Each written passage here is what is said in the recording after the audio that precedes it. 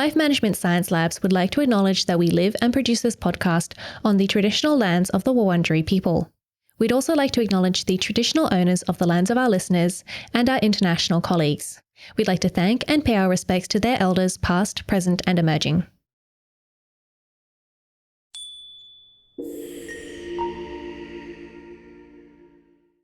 Hi everyone, and welcome to On the House, the Household Management Science Insights podcast produced by LMSL, the Life Management Science Labs. We are champions of life management science, providing structured insights informed by science and inspired by practice on key aspects of conscious living. Each week we bring you scientific and practical insights on each element with the expert knowledge of professionals in the field. I'm your host, Gabriella Yastra, coming to you from Naarm, Melbourne, Australia. Let's begin. Hello and welcome back to the show. I don't know about you, but with countless products vying for my attention, trying to make more conscious, healthy decisions by glossing over nutritional labels that I don't fully understand while traversing through grocery store aisles tends to leave me pretty daunted. So this week on the House, we're examining the seemingly frivolous chunk of nutritional information that graces the backs of our food packaging.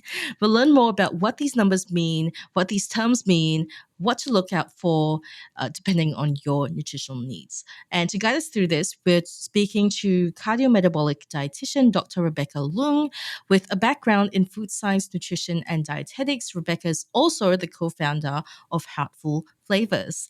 And having worked in various areas of dietetics, including clinical dietetics, community health, nutrition research, supermarket nutrition, and academia, Rebecca has a strong understanding of how the worlds of nutrition and food coalesce, providing practical and personalized nutrition solutions. So we're extremely fortunate to have her here with us today. Welcome to the show, Rebecca. Hi, Marie. Thanks for inviting me. Yeah, thank you for spending your time with us. I'm stoked to get into this topic. Now, before we begin, tell us a bit more about your background and what sparked your passion and interest for food and nutrition.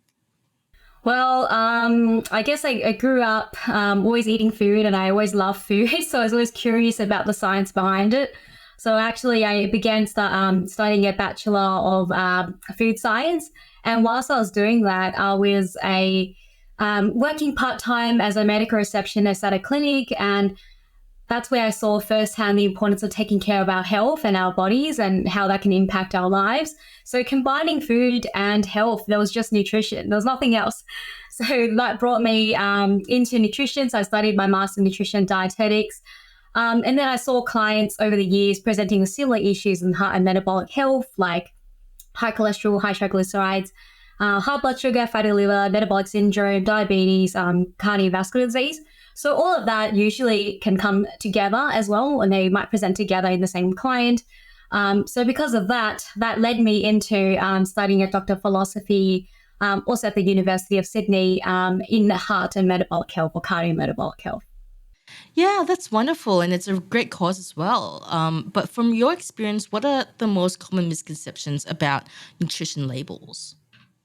Well, first thing is knowing what to look for on a nutrition label, because there's quite a few things there. And I guess the main two components I'd say is, number one, looking at the ingredient list, like what are you actually buying? What's contained in that food product that you have on your hand? The second part is looking at the nutrition information panel, where that's the panel they got per serving per 100 grams. And then understanding, I guess, what are serve sizes and how do I compare across products? So serve size is actually determined by the manufacturer on what they determine as a serve size. So it can change across different products or even products in the same category. So when you're doing that, and if the serve size is different, that you compare per 100 grams. And then also when sometimes for marketing purposes, they might have one claim, and having that claim, does that claim mean it's healthier automatically? And sometimes it might have one claim and not another claim. So what are we actually looking at? And so, and on top of that, also in terms of energy intake, like energy, it's not just looking at energy intake overall. It's not really equivalent. You actually want to look at what food is contributing to that energy. Is it, fruit and vegetables and dairy alternatives that I have in the food ingredients that's contributing to that in that product? Or is it actually like sugar, and fat that's contributing to that energy intake? In other words, is the metric is kilojoules or calories. Yeah, that's really interesting. And I imagine we'll flesh this out and go further into detail later on. But before that, I would love to get to know you better. So, this is Have You Met Rebecca? And the first thing I'd like to ask you is what is your favorite book? Yeah, so I do have quite a few books, and I can't say that I have one favorite one, but typically the genre that I choose is more on like self development, it's like self improvement, entrepreneurship, and leadership books. I actually have a few of those behind me here. But I'd say one of I clearly remember this one, which is I guess the 4 Hour Work Week by Timothy Ferris. So it's not that I only work 4 hours; it's more the concept that we can 80%, no, 20% of the work delivers 80% of the results. So really focusing on what's really important. I like Think and Grow Rich by Napoleon Hill. So it's about desire and persistent action towards goals, to achieve that.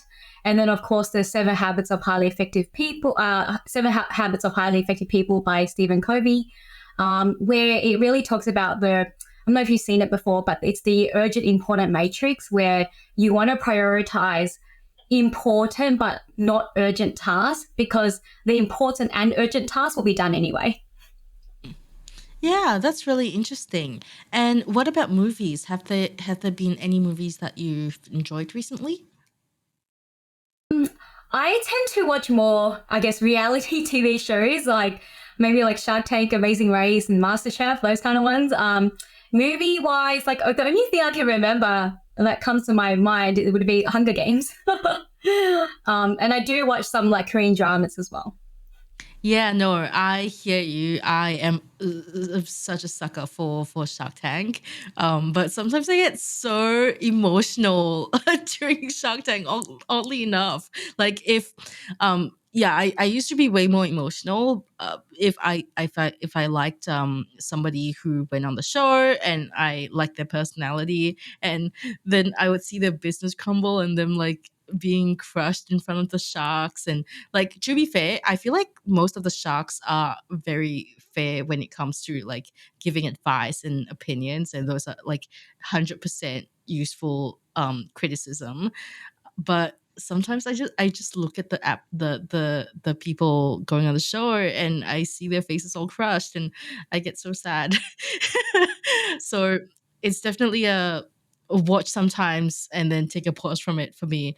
Um, but aside from that, are you listening to any podcasts at the moment? Oh yeah, I always listen to podcasts. I love listening to them.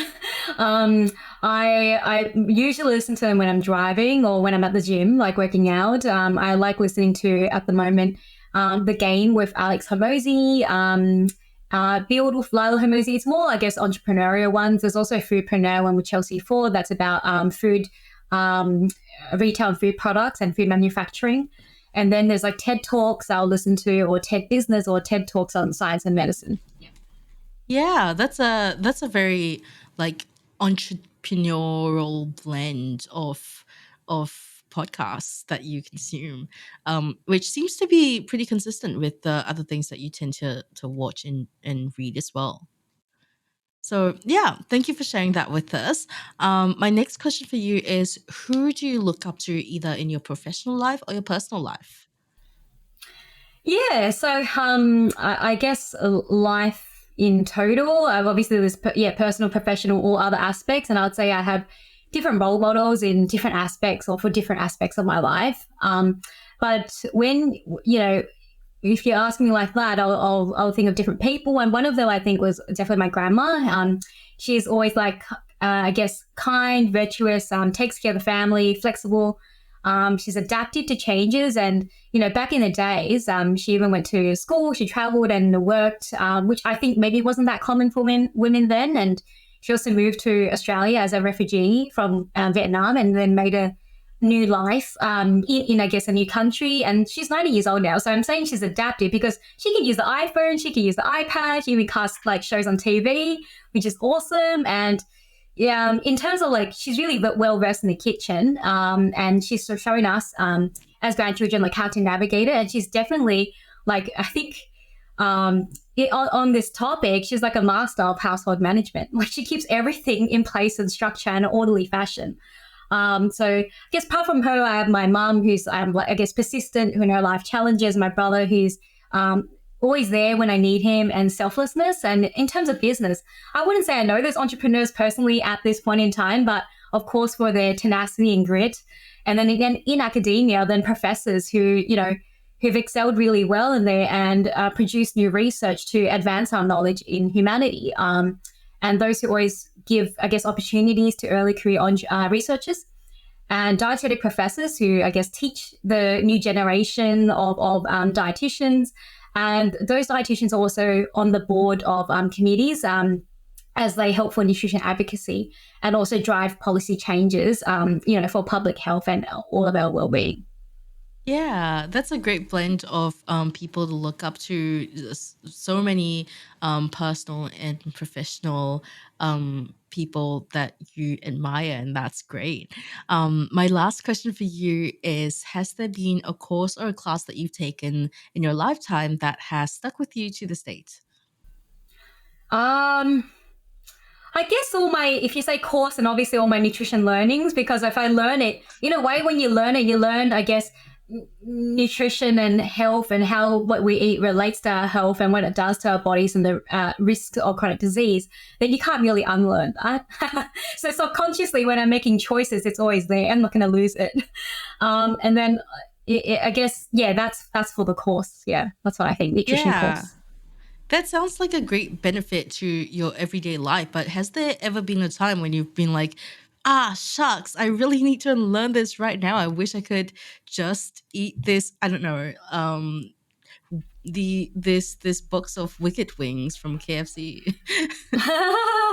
Yeah. And they can be like, I wouldn't say I want to unlearn it. I'll be like, hey, because how we learn it is basically, it's like an 80-20 rule as well. It's like 80% you want to follow and have your daily foods to contribute towards your nutrition requirements. And then 20% might be a sometimes, which can be discretionary food, which, for example, can be the wicked wings there. So basically, I use that knowledge to account for when I have sometimes foods. And as long as that's in ratio, in terms of health, things should be fine. That's wonderful. So what I'm hearing is that I can have a box of wicked wings once a week.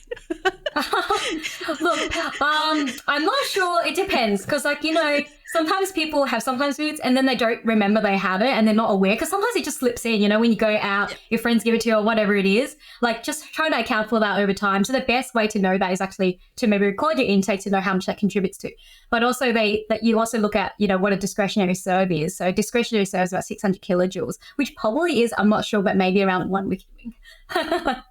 Oh, yeah, that's not okay. But so how would this 80 to 20% be calculated? Like, what is the 80% to 20% like regarding? Is it the days, but like by the days, or the number of meals, or you're more about like the calories? Yeah, that's a good question as well. So I think in healthy dietary patterns that we look at. So, previously in research, you might look at one specific nutrient perhaps, but these days we're moving on to looking at a whole dietary pattern and like all the foods you eat and the frequency and the amounts and types of it and how all of that associates with chronic disease and risk. So within those healthy dietary patterns, sometimes foods are left to sometimes, and sometimes, for example, could be, for example, in the Mediterranean dietary pattern, some of them may be showed about 3 to 4 times a week. Okay, that's really interesting to know, and I think it's the perfect time to lead into our main interview. And for starters, how would you define household management?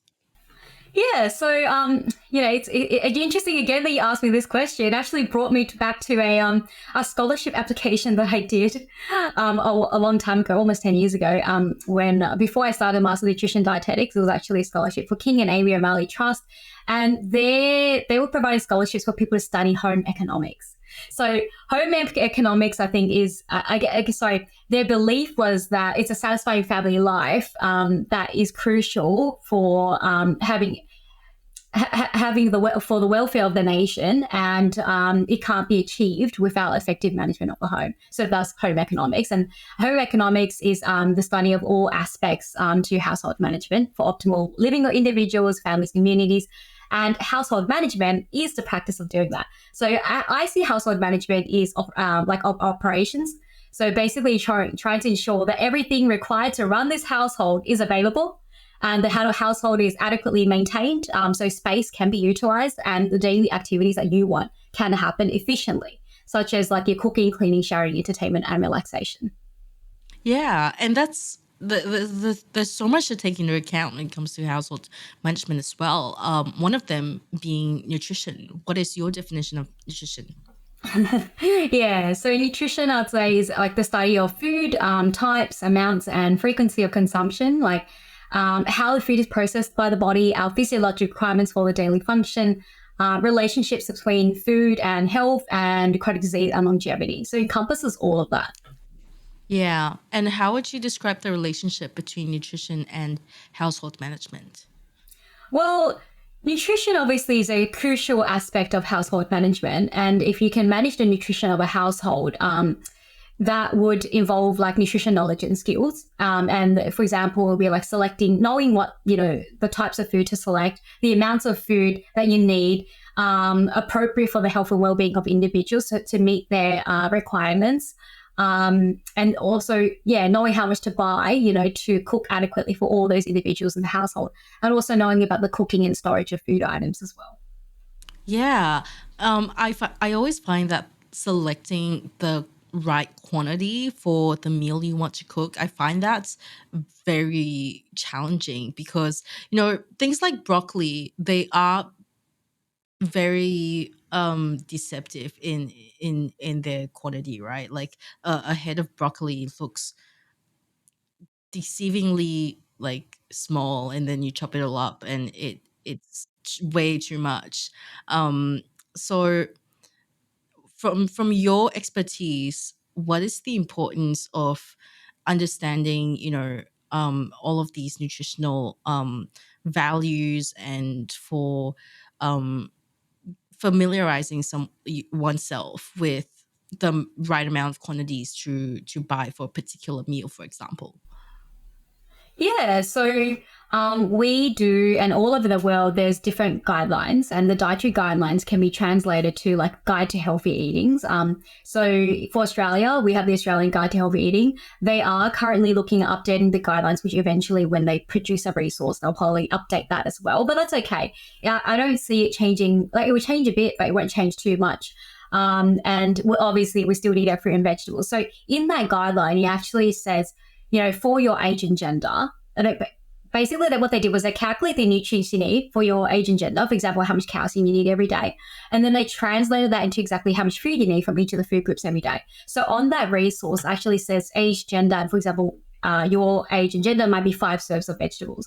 And then it tells you, what is a serve of vegetable? Like how much broccoli makes a serve of vegetable, right? So in that case, it's actually approximately 75 grams is a serve of vegetable. So if you need 5 serves in a day, you might split it at, say, 2.5 serves at lunch, 2.5 serves at dinner. Then you do 2.5 times the 75 grams. I'm not going to say you're going to eat it all in broccoli. You might have a variety of vegetables. So you might put carrots and mushrooms and things like that in there. So it's roughly about a cup of salad is a serve because it's raw, and then we cook the vegetable. Half a cup is a serve. Yeah. Oh, that's really interesting. It sounds like the guideline that you mentioned would be so useful for daily cooking as well. When did you say it was meant to come out again?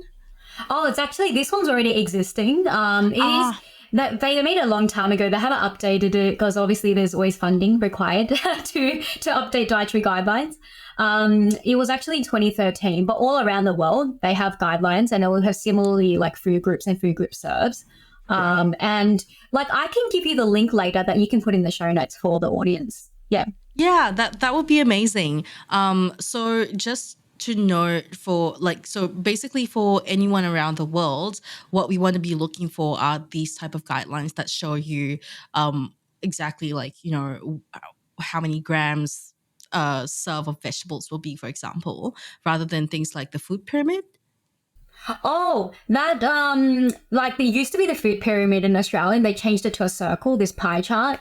And the current pie chart, like that's one component just to show you. But then there's more details on that. So it's in a separate resource, but it's still under the Australian Guide to Healthy Eating, where it shows it in detail, like the serves you need for your age and gender. Okay. So that's good to know that that's what we should be looking for. But when it comes to nutritional labels, like I said in my introduction, it can be pretty daunting to look at this bulk of information that we don't necessarily know in depth. So take us through everything about the nutritional label. For starters, what are the key components to a nutritional label? Yeah, so there's actually mandatory components for food labels, and that's determined by Food Standards Australia and New Zealand, who implement or enforce the Food Standards Code, which is like a regulation in Australia. So not all foods need to have them. Like, for example, if they're sold unpackaged or it's made fresh, or you're at the bakery, like those fresh items doesn't need it. And like, I guess first part is there's always ingredient lists. And then another component of the food label would be the nutrition information panel. So in that, there's 7 specific nutrition information that needs to be shown. And they're usually showed as you see in a table, right? You get per serve and they're per 100 grams. But looking at those 7 items, it'll be energy intake that will be there. Like, how much energy does that food give you? Protein, fat, then saturated fat. And then you've got carbohydrates and sugars and sodium. And then there might be some additional information on other nutrients if the manufacturer chooses to show those, or maybe they made a claim in relation to that, so they have to show. Like, for example, if I said it's high vitamin C, then you need to show how much vitamin C is in there. Yeah.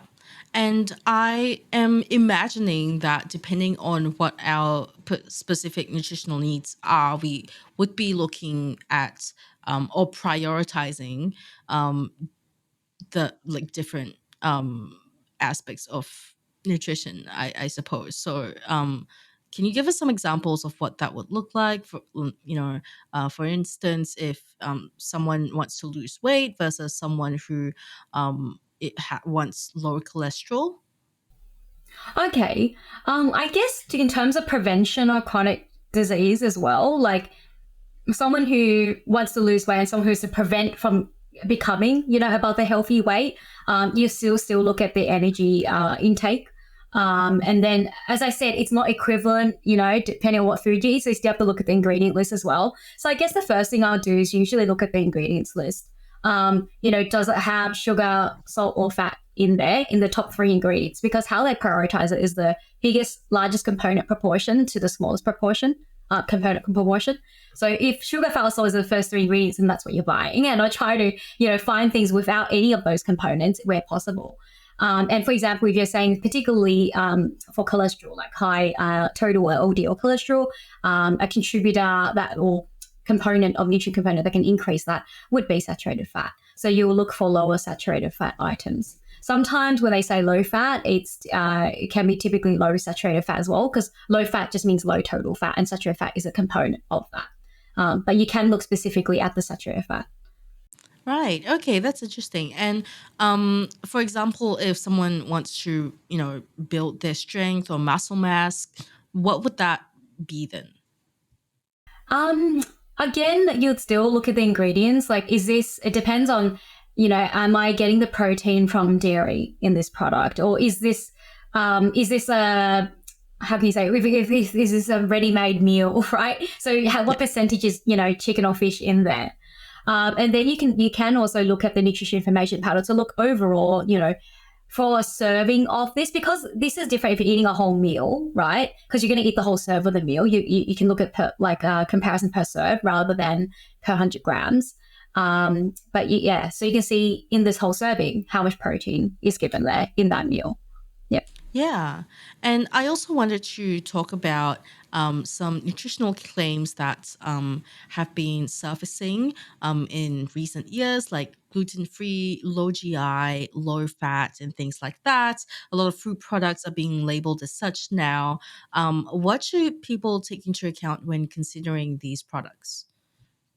Yeah, so I guess, as you said, like people can look at different claims for different reasons. And firstly, gluten-free, I guess if you have an allergy, So you might be looking for obviously allergen-free products. For example, if I have celiac disease or if I have an intolerance or gluten sensitivity, to gluten, then you'll look for gluten-free products. But a gluten-free biscuit does not necessarily mean it's healthy. It's still a sometimes food or a discretionary.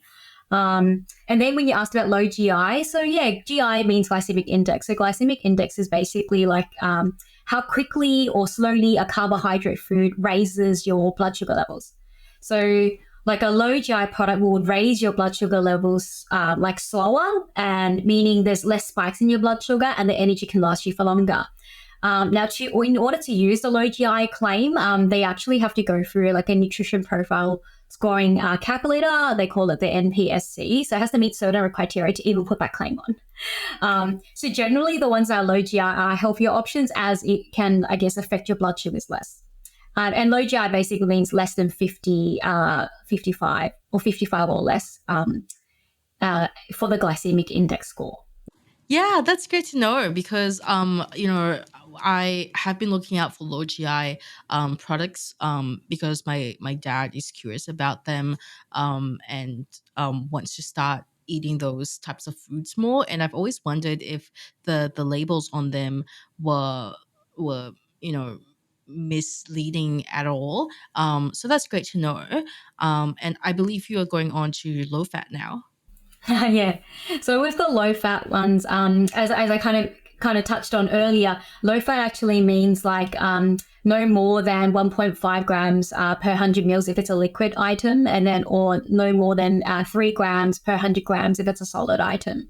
And again, low fat is like the whole total fat. It's not just saturated fat itself, but usually, as I said, low fat can be low saturated fat because saturated fat is a part of that.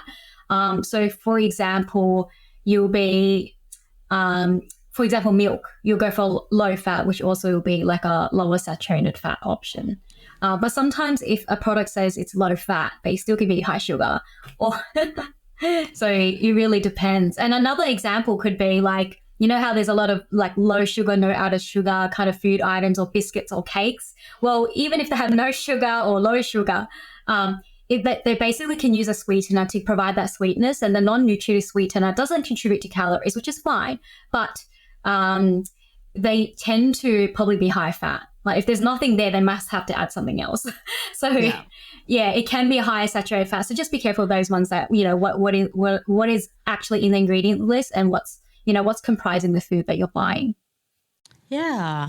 And another thing is that in Australia, we also have the Health Star rating system, of which most people misconstrue a high rating for a definitively healthy product. I remember a time where like I was introduced to Nutrigrain and they have a 4-star health rating, if I'm not mistaken. And I was ecstatic until I found out that it wasn't necessarily healthy. They also, my favorite potato chips, crisps, the Tyrell's one, which I think I can't remember, but it's relatively high star rating. Which again I was ecstatic about until I found out the truth about the health star rating system. So would you mind telling us about what the health star rating is actually based on? Yeah, so I think the first thing is, again, it goes back to knowing the food groups, which the food groups that you want to eat every day are fruit, veggies, grains, like whole grains, dairy alternatives, and meat alternatives. So those are 5, right? Anything outside of that is probably discretionary. Anything high fat, sugar, or salt. So that comes in, potato crisps. So basically it's in the discretionary category. So what happens is when you're using the health star rating, you want to use it within that same category.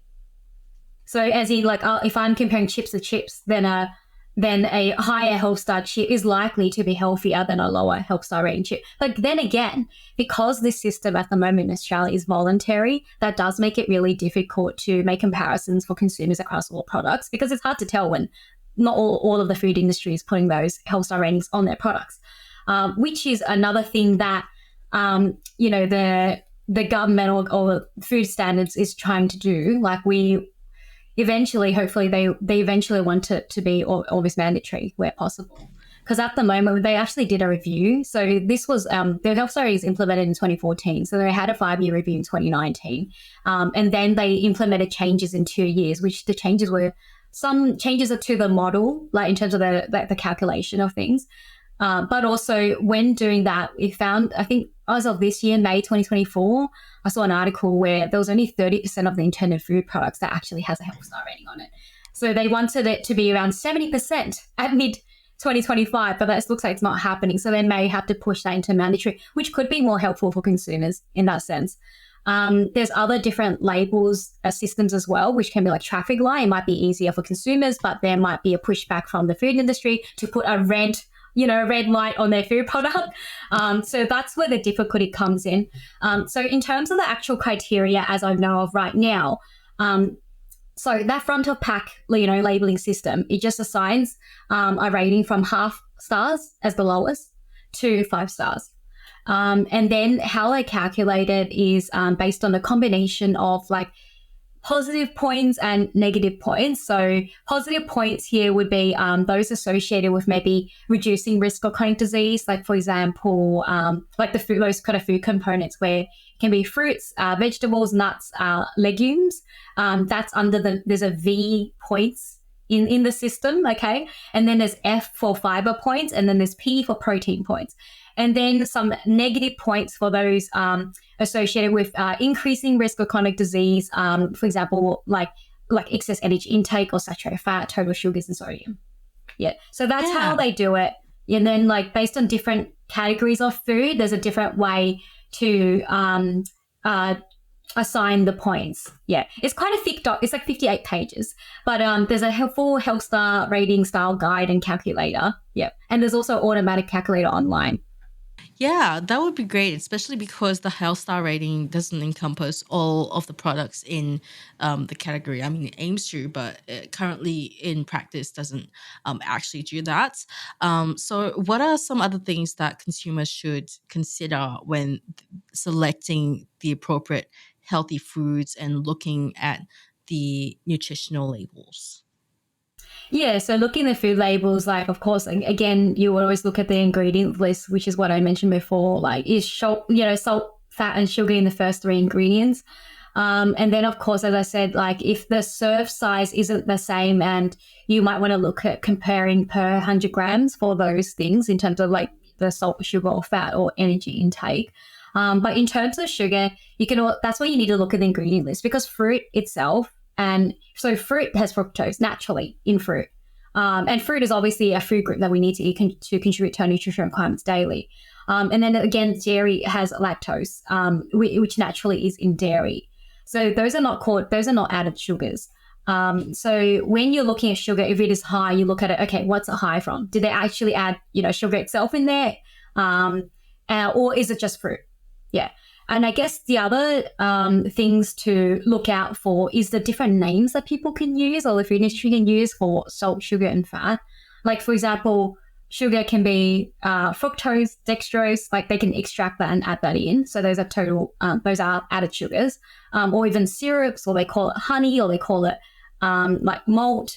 And then if you've got fat, the fat can be called vegetable shortening, or vegetable fat, vegetable oil, animal fat, butter. So they've got all these, and ghee and lard. There's all these different names for it. And then also in terms of salt, like they might have a salt, they might call it vegetable salt, celery salt, it's all salt. And so it still contributes to your sodium intake. Or it can be MSG as well, or it can be sodium bicarbonate. There's still sodium there. So looking out for those components. Yeah, that's really, really good advice. Thank you very much for sharing that. Now let's move on to the practices and habits section. So what habit or activity or exercise would you recommend practicing when it comes to reading and understanding nutrition labels? I feel like I'm repeating myself here, but it's going to be the same thing. As in, like, what typically I would always look at the ingredient list, and you just keep practicing and you keep filtering and you keep understanding, where the sugar, fat, or salt is, and whether there is any. And if there's none, excellent. Like, for example, looking at peanut butter. So peanut butter, ideally, I just wanted to see 100% peanuts in there, which there are products that are, which is excellent. Yeah. And then, of course, yeah, again, you're going to compare products similar, in a similar category to make, as in you can't compare, I guess, apples to eggs is a bit different. Had to look at apples to apples. Yeah. Yeah. You couldn't say, yeah. Yeah, well, it really does drill in the importance of that. But are there any challenges that typically arise when attempting to practice this? Have you heard from clients about any common mistakes that they make when reading and understanding the labels? I think the main ones is like the serve sizes and like whether they actually eat that as their serve size. And then knowing to compare per 100 grams. I guess the other thing is to help them overcome the challenges would be if they want to record their intake in the whole entire food intake, including the meals that they eat, in an app. One app could be, for example, the Easy Diet Diary app that uses the Australian Food Database. So if they record that, then they get a better awareness and understanding of, what foods contribute to what nutrients. And yeah, fruit would have sugar in there, but there's nothing wrong with that, as you need to eat that fruit because fruit also provides other nutrients like vitamins and minerals that, that we need for our nutritional requirements each day. So yeah. Yeah, I wonder how it gets put into practice when it comes to making sure that the serving size you intend ends up being the serving size that you eat. Just because I'm thinking about it from okay, if I get the head of broccoli and I have calculated that 100 grams, for example, 100 grams of broccoli would be the serving size I need for one meal or something like that. And I've cooked it all in, and now it's like a whole big pot of broccoli and chicken stir fry with a bunch of other things as well. How do you usually recommend kind of, well, portioning that out to what you originally calculated your intake would be, if that makes sense? So how it work is rather than starting saying you got the 100 grams of broccoli, you probably work backwards in terms of at the beginning, before even doing that, you're going to be like, okay, how many grams of vegetables do I need? If I'm doing, 5 serves a day, 2.5 serves in one meal, then you might go 2.5 times 75 grams, right? Because 75 grams is a serve, which I think is about 187.5 grams. Yeah. Of vegetables. So then if you're cooking for one meal, then you need 187.5 grams of vegetables for that meal, right? But if you're going to cook for 4 meals, then you multiply that by 4. So then it'll be 750 grams all up. So you calculate that at the beginning, so you know what you're putting in. And then same, for example, when you're buying fish or chicken, for example, you might put 500 grams of fish because it does shrink as well when you cook it. And then that will make 4 meals. Yeah, and that will make 4 meals. Yeah. Yeah, okay, that's really good advice. A lot of mathematics going on there, so not for the faint-hearted. Thank you for sharing that with us. Now let's move on to the open mic section. This is your chance to talk about anything that you're passionate about, and it doesn't have to be related to the topic, so the floor is entirely yours. Please take it away. Right. So I think what I'm going to talk about, it is no matter what, it's still going to be related. It's hard to not be related. But basically, I'd love to talk about Heartful Flavours because that's a brand that I co-founded. I'm the founding dietitian of it. And what we set out to do was, I guess, tackle some massive health challenges where globally there's 1.9 million deaths attributed on an annual basis to excess sodium intake, which is a bit ridiculous. But excess sodium intake has been associated with many issues like high blood pressure, heart disease, kidney disease, and other related conditions. And growing up in Sydney, I really enjoy my cultural foods, but how do you eat healthy Asian meals without salt or sauces containing salt, such as soy sauce, fish sauce, and oyster sauce? How do you do it? So it's almost impossible. And basically using my food science and nutrition knowledge, we set out to make this impossible thing seen as impossible to make it possible. And we use all healthy, natural, plant-based and whole food ingredients. So there is no added salt, no added sugar. It's low in sodium, low in saturated fats, everything that we talked about that we want to find in a food product. And of course, like looking at the ingredient list is, just herbs, spices, yeast, fruit, and veg, and there's nothing else. Wow. So excess sodium, like if you have like an increased blood pressure, so obviously that's why we go low sodium. And then like high saturated fat can increase LDL or total cholesterol, which is like the bad cholesterol. And high blood pressure itself affects 1 in 3 Australians, and actually high cholesterol or high abnormal blood lipids affects 2 in 3 Australians. So it's such a prominent issue that we really, really need to address. Our seasonings help people enjoy their favorite Asian meals in a healthy way every day. We finally made that possible, so really happy about that. And on top of that, of course, so it's actually here. I'll just show one example. But the back, so that's the front. But the back of pack, like we actually have the whole ingredient list. So everything, all the calculations you're talking about, I've calculated for you guys. It's all there. So if you follow that ingredient list and then you cook following the 3-step instructions, it'll help you meet 2.5 serves of vegetables. Like we try to make it for every single of those meal bases.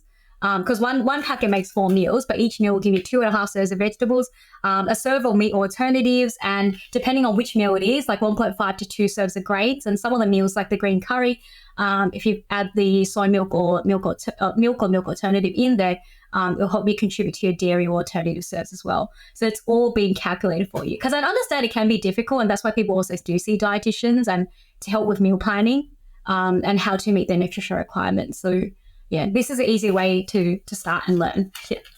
Yeah, that's amazing. Thank you for sharing that. And just hearing you talk about that, man, I'm getting hungry.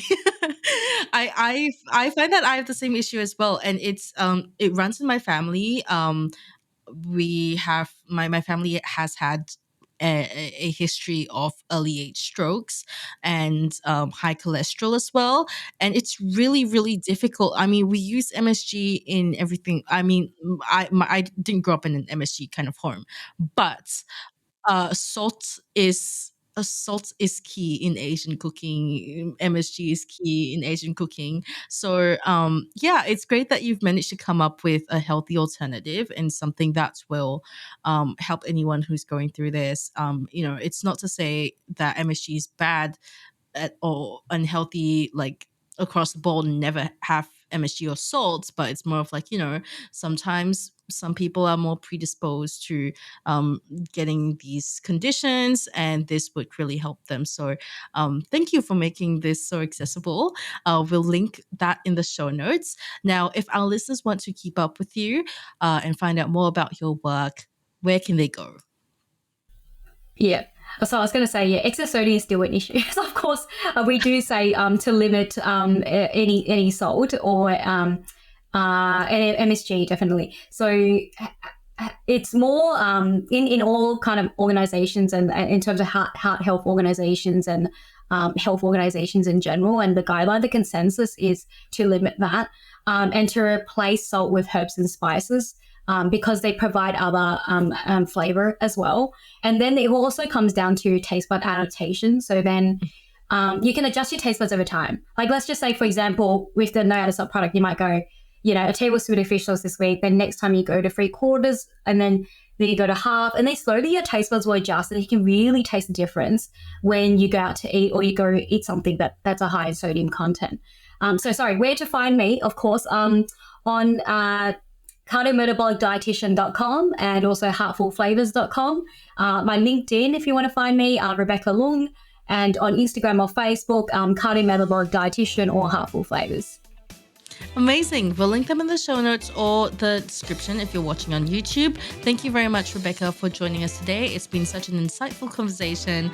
I'm looking forward to trying Heartful Flavours myself at some point. And thank you, everyone, for tuning in. We'll catch you in the next episode. You've been listening to On the House, produced by the Household Management Science Labs, a division of LMSL, the Life Management Science Labs.